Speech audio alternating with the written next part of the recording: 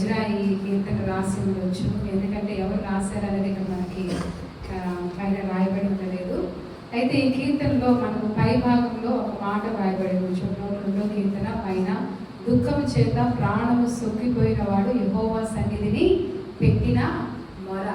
దుఃఖంతో ప్రాణం సొక్కిపోయినప్పుడు ఒక వ్యక్తి దేవుని సన్నిధిలో మొర పెడుతున్న ప్రార్థన మనము ఇక్కడ చదువుతూ ఉన్నాం. ఎంతో మన జీవితంలో మనము బాధ, వేదన, శ్రమ, ఒత్తిడి అనేది ప్రతి ఒక్కరు కూడా ఏదో ఒక స్థితిలో వెళ్తూనే ఉంటాం. బాధ వస్తాయి, శ్రమలు వస్తాయి, ఒత్తిళ్ళు వస్తాయి, నిందలు వస్తాయి. ఇలాంటి ఒక పరిస్థితుల్లో ఒక క్రైస్తవులముగా, దేవుని బిడ్డలముగా మనం ఏం చేయాలి, అలాంటి స్థితిగతుల్లో మనం ఎలాగా దేవుని మీద ఆధారపడాలనేది ఈ కీర్తనలో మనకు స్పష్టంగా తెలియపరచబడుతుంది. ప్రాముఖ్యంగా ఈ 102వ కీర్తన మొదటి వచనం అన్నాడు, యెహోవా నా ప్రార్థన ఆలకింపు, నా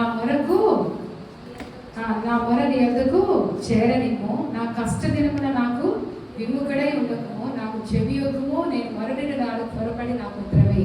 అంటే అయ్యా నా ప్రార్థన ఆలకించు, నా మొర నీ యొద్దకు చేరనివ్వు ప్రభువా.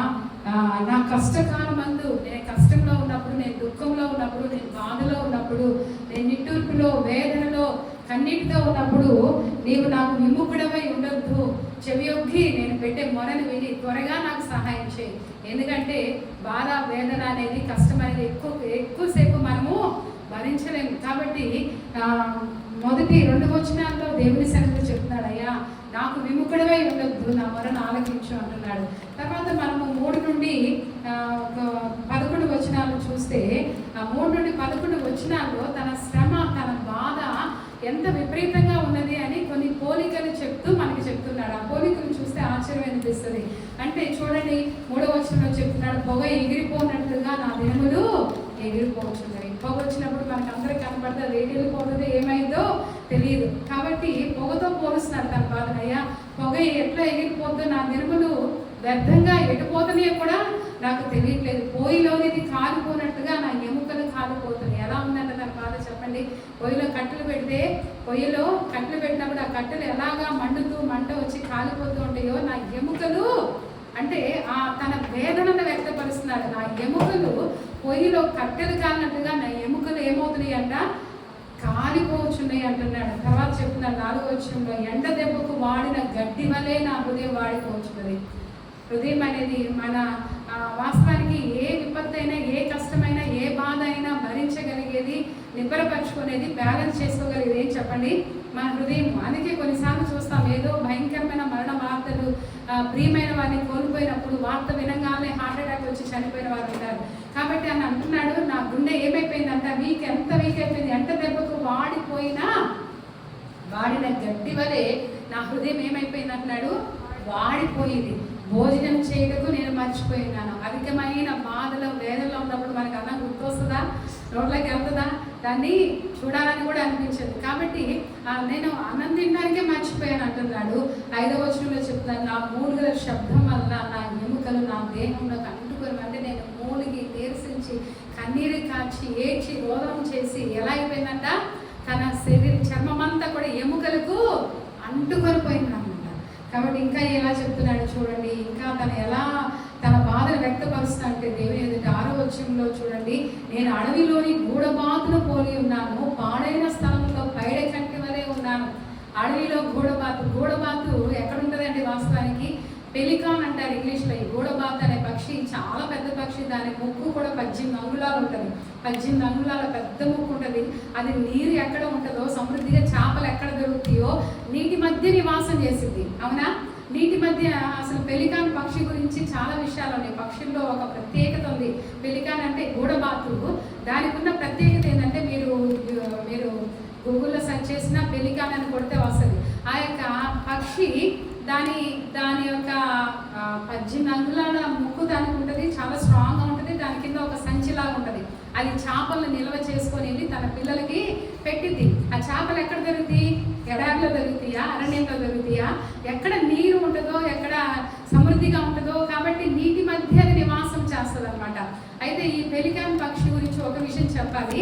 ఈ పెలికాన్ పక్షిని యేసు ప్రభుతో కూడా పోలుస్తారు. ఎందుకంటే ఈ ఏ పక్షికి లేని ఒక ప్రత్యేకత ఈ పెలికాన్ పక్షికి ఉంది. ఏంటంటే అది ఏం చేస్తుందంటే అది అరణ్యంలో అది నీరున్న స్థలంలో నివాసం చేస్తుంది. ఒకవేళ నీరు ఎండిపోయి ఎక్కడ మంచినీళ్ళు దొరకట్లేదు అనుకోండి, దాని పిల్లలు ఆకలితో అమ్మటిస్తూ ఉంటే అది తట్టుకోలేదంట. తట్టుకోలేక చూసి ఎక్కడ నీరు దొరకకపోతే, ఎక్కడ ఏ ఆహారం దొరకకపోతే తన ముక్కుతో తన హృదయాన్ని పొడుచుకొని, తన గుండెలను పడుచుకొని ఆ రక్తాన్ని తాగించి ఆ పిల్లలు అవి తాగి దెబ్బరిల్లితే అలా చూస్తా చనిపోయిందంట. అర్థమవుతుందండి? అలాంటి అంటే ఏ గతి లేదు, నా బిడ్డలు బ్రతకడానికి చచ్చిపోతున్నారు ఆహారం లేక అన్న పరిస్థితిలో తన గుండెల్ని రక్తం వచ్చేలా పొడుచుకుంటుందంట. కాబట్టి ఇక్కడ మనం చూస్తే వాస్తవానికి ఇక్కడ ఎందుకు ఈ యొక్క కీర్తనకారుడు ఎందుకు అడవిలోని గూడబాతులా ఉన్నాడు? నీళ్ళ మధ్య ఉండవలసిన గూడబాతు అడవిలో ఉండాల్సి వస్తే ఎలా ఉంటుంది అంటే తన బాధను అలా వ్యక్తపరుస్తున్నాడు. అంత బాధలో ఉన్నాను, ఎక్కడో నీళ్ళలో సమృద్ధిగా సంతోషంగా ఉండవలసిన నేను అడవిలోని గూడబాతును పోలి ఉన్నాను, పాడైన స్థలంలోని పైడి కంటే అంటే తెలుసా మీకు? గుడ్లగూబి కదా, మనకి కొన్ని గుడ్లగూబి అది ఎక్కడ ఉంటుంది? పాడైన స్థలాల్లో ఉంటుంది. అంటే నా జీవితం అంటే నిష్ప్రయోజనం, నేను ఎందుకున్నాను ఇక్కడ, దేనికి ఉన్నాను నాకు అర్థం కావట్లేదు ప్రభా. పాడైన స్థలంలో ఎప్పుడైనా ఒక మంచి నివాసము కట్టి, చక్కని కట్టడ కట్టి దాన్ని అలా వదిలేసేసాం అనుకోండి, దానికి ఒక మంచి భవనమే కట్టి దానిలో కరెంటు ఏమీ లేకుండా మంచి ఫర్నిచర్ పెట్టాము అన్ని లోపల, కానీ కరెంట్ లేదు, మనం వాడట్లేదు, అలా వదిలేసేసాము. ఏమొస్తాయి దానిలోకి? మనుషులు ఉండగలుగుతారా? చీకటి జంతువులన్నీ వస్తాయి. ప్రత్యేకంగా గుడ్లగూబి ఎక్కడ ఉంటుందండి? చీకటి ప్రాంతంలో ఉంటుంది. అంటే ఇక్కడ పాడైపోయిన స్థలముల్లో నిష్ప్రయోజనమైన వ్యక్తిగా నేను ఉన్నాను అని చెప్పేసి తన బాధను వ్యక్తపరుస్తున్నాడు. ఇంకా 7వ వచనంలో చెప్తున్నారు, రాత్రి వేళ మెలకుగా ఉండి ఇంటి మీద ఒంటరిగా ఉన్నా పిచ్చుకు వలే ఉన్నాను. పిచ్చులన్నీ క్రమంగా వెళ్తాయి. ఏదైనా ఒకటి తప్పిపోయింది అనుకోండి, ఒంటరిగా ఉంటే ఎలా ఉంటుంది అంటే కొన్ని సందర్భాల్లో ఒంటరితనము మన చుట్టూ చూస్తే అందరూ ప్రశాంతంగా మధ్యరాత్రిలో వెలుగు వచ్చేస్తుంది. బాధలో ఉన్నప్పుడు నిద్ర పట్టిద్దా మనకి? వేదనలో ఉన్నప్పుడు నిద్ర పట్టదు, వెలుగు వచ్చేస్తుంది. మన చుట్టూ చూస్తే అందరూ ప్రశాంతంగా నిద్రపోతారు. అయ్యో నాకే ఎందుకు నిద్ర రావట్లేదు, అలాంటి బాధ ఇక్కడ చెప్తున్నాడు. దినమెల్లా ఏమని చెప్తాడు? రాత్రి వెలుగుగా ఉండి ఇంటి మీద ఒంటరిగా ఉన్న పిచ్చుకోలే ఉన్నాను. దినమెల్లా నా శత్రువు నన్ను నిందించున్నారు, నా మీద వెర్రి కోపం గలవారు నా పేరు చెప్పి శపించుచున్నారు. చూడండి, కోపము కలిగిన వారు, బాధ కలిగిన వారు మామూలుగా తిట్టడం కంటే ఏం చేస్తారంటే పేరు పెట్టి శపిస్తూ ఉన్నారంట. బాధ తర్వాత ఏం చెప్తున్నాడంటే 9వ వచనంలో, నీ కోపాగ్నిని బట్టి నీ ఆగ్రహం బట్టి బూడిదను ఆహారంగా పూజిస్తున్నాను. నీ కోపం వల్ల, నీ ఆగ్రహం వల్ల, అంటే తనకున్న బాధ దేవా నీవు నన్ను వదిలేసి బట్టి వచ్చింది కాబట్టి ఈ ఆగ్రహం వల్ల నేను బూడిదను ఆహారంగా పూజిస్తున్నాను. ఏం చెప్తున్నాను? నా పానీయములతో కన్నీళ్లు కలుపుకొనుచున్నాను. నీవు నన్ను చూడండి అంటే బూడిదను ఆహారంగా పూజిస్తున్నాడంట, తన కన్నీళ్ళని ఆహారంతో కలుపుకొని తింటున్నాడంట. అంటే ఈ మాటలన్నీ తన బాధను దేవుని యొద్ద వ్యక్తపరచుటకు ఉపయోగించి మొరపెడుతూ ఉన్నాడనమాట. ఏమంటాడు? నీవు నన్ను పైకెత్తి పారవేసి ఉన్నావు. కొన్ని పరిస్థితులు ఎలా ఉంది అంటే మన దేవుడు ఉన్నతమైన స్థితికి, నేను అందుకే దేవుడు ఏదైనా మన జీవితంలో, దేవుని బిడ్డల జీవితాల్లో దేవుని అనుమతి లేకుండా ఏది జరగదనేది మనం ఖచ్చితంగా నమ్మి తీరాల్సిందే. చూడండి, మన జీవితంలో మనం ఆలోచన చేస్తే మీకు అందరికీ గద్ద తెలుసు. గద్ద అంట తన బిడ్డలు ఎప్పుడు కూడా తన మీద ఆధారపడకూడదు, సెల్ఫ్ డిపెండెంట్ అవ్వాలని, అంటే స్వతహాగా వాళ్ళ కష్టార్జితం మీద వాళ్ళు బ్రతకడం నేర్చుకోవాలని చెప్పేసి అది కొన్ని రోజులు వాటికి పాలించిన తర్వాత ఏం చేస్తుందంటే ఆ గూడు నుండి ఎత్తైన స్థలం నుండి వాటి కిందకు తోసేసిద్దంట. ఆలోచించేది, తల్లి ఆ బిడ్డని కిందకు తోస్తుంటే తన మనసు ఎలా ఉంటుంది? అసలు ఇంత రాక్షసి ఏంటి, ఈమె తల్లేనా, ఇంత ఇదిగా నన్ను కిందకి తోసేస్తుంది. ఎన్నెన్నో ఆలోచనలు వస్తాయి. నేను అసలు ఇంక పుట్టి ఉండకుంటే బాగుండేది, ఎన్నో ఆలోచనలు రావచ్చు. అయితే తోసేసిన ఆ క్షణాల్లోనే చాలా వేగంగా వాటికంటే కిందకి వెళ్ళిపోయి ఆ రెక్కల మీద ఎక్కించుకొని పైకి తీసుకొచ్చిందంట. దేవునికి స్తోత్రం చెప్తామా? హల్లెలూయా. మళ్ళీ పైకి ఎక్కిన తర్వాత మళ్ళీ ఏం చేస్తుంది? మళ్ళా తోసేసి కింద పడకముందే కిందకి వచ్చేసి ఏం చేస్తుంది? రెక్కల మీద ఎక్కించుకుంటారు. ఆ విధంగా చేయడం వలన ఆ తర్వాత పడేసినా కూడా ఏమవుతుంది? అవి ఎగరగలవు వాటి మీద. కాబట్టి మన జీవితంలో కూడా ఇక్కడ చెప్తున్నాడు, నన్ను ఎందుకు ప్రభు ఉన్నతమైన స్థితి తీసుకెళ్ళినట్లు త్రోసివేసినట్లు కింద కానీ దేవుడు త్రోసి వేయడు. వాళ్ళు ఏం చేస్తారు చెప్పండి? ఆఖరి క్షణంలో కూడా మన పైకి తీసుకెళ్ళి ఏమంటున్నాడంటే, నన్ను పైకెత్తి పారవేసి ఉన్నావు. 11వ వచనం, నా దినములు సాగిపోయిన నీడను పోలి ఉన్నావు, ఈ గడ్డి వలె నేను వాడిపోయి ఉన్నానయ్యా.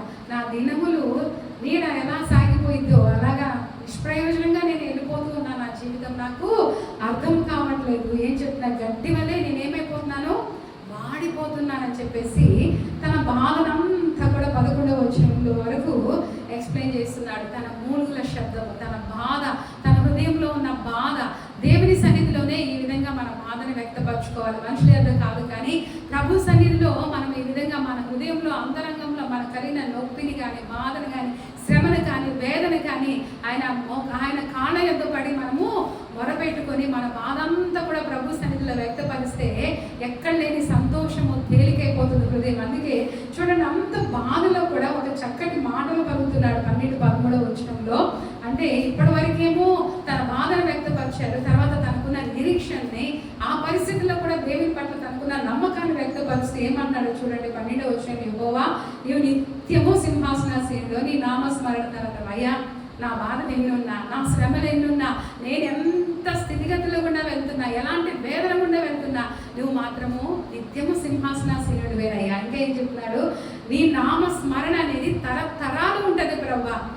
నువ్వు అంటే తన విశ్వాసాన్ని, తన విమోచన దేవుడు మాత్రమే విమోచించగలడని, దేవుడు మాత్రమే కార్యం చేయగలడని, మన పరిస్థితులను బట్టి ఆయన మారిపోయే దేవుడు కాదని గొప్ప విశ్వాసాన్ని ఆ పరిస్థితిలో కూడా ప్రదర్శిస్తూ ఇంకా ఏమంటున్నాడు, నీవు లేచి సియోను కరుణించదవు, దాని మీద దయచూపుడు కాలం వచ్చాను, నిర్ణయ కాలమే వచ్చాను. దేవునికి స్తోత్రం, హల్లెలూయా.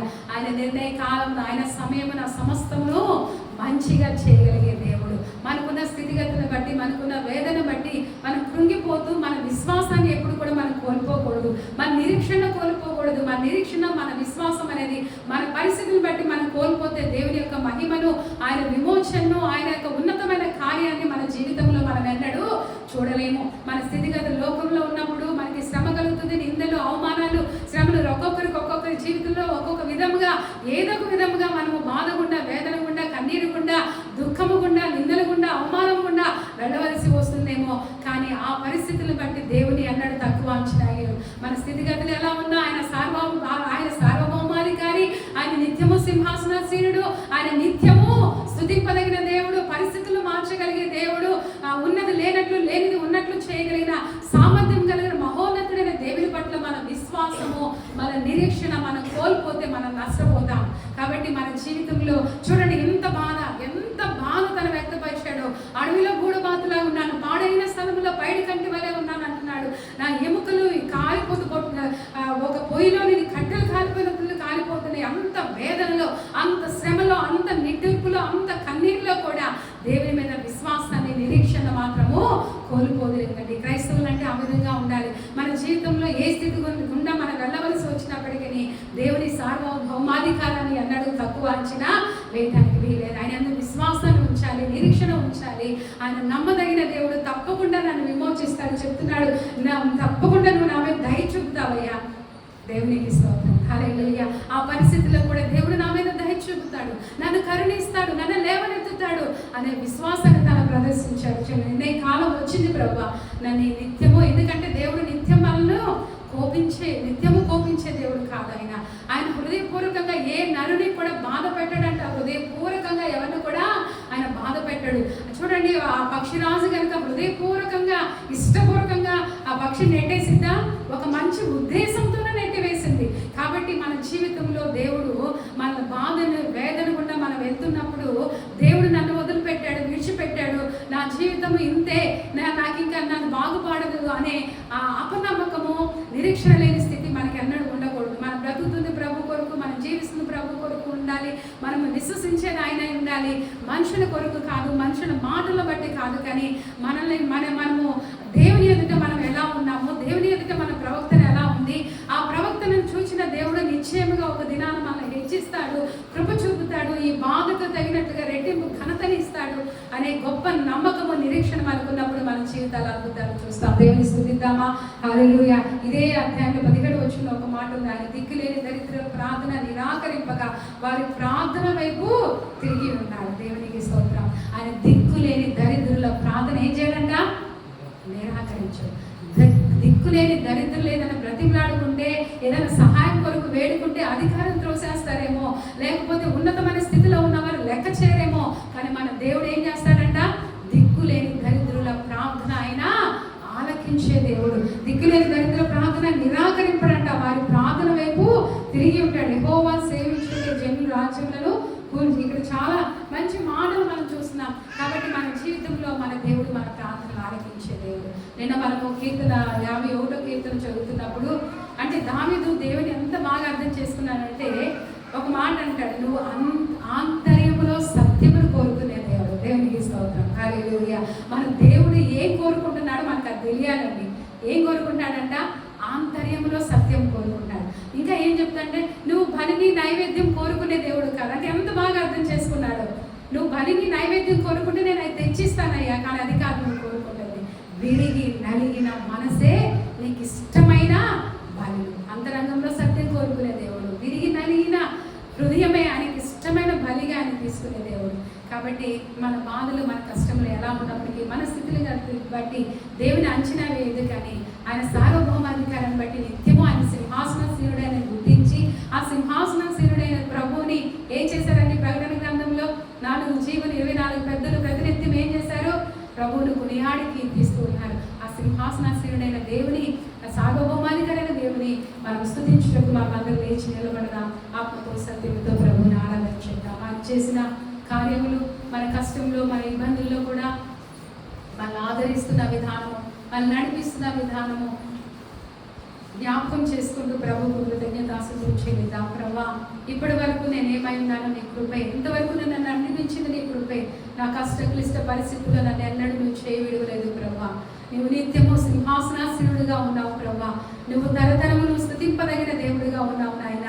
నా స్థితిగతులు అయ్యా తండ్రి ఎప్పటికైనా నువ్వు మార్చగలిగే దేవుడు, నువ్వు దయ చూపించే దేవుడు.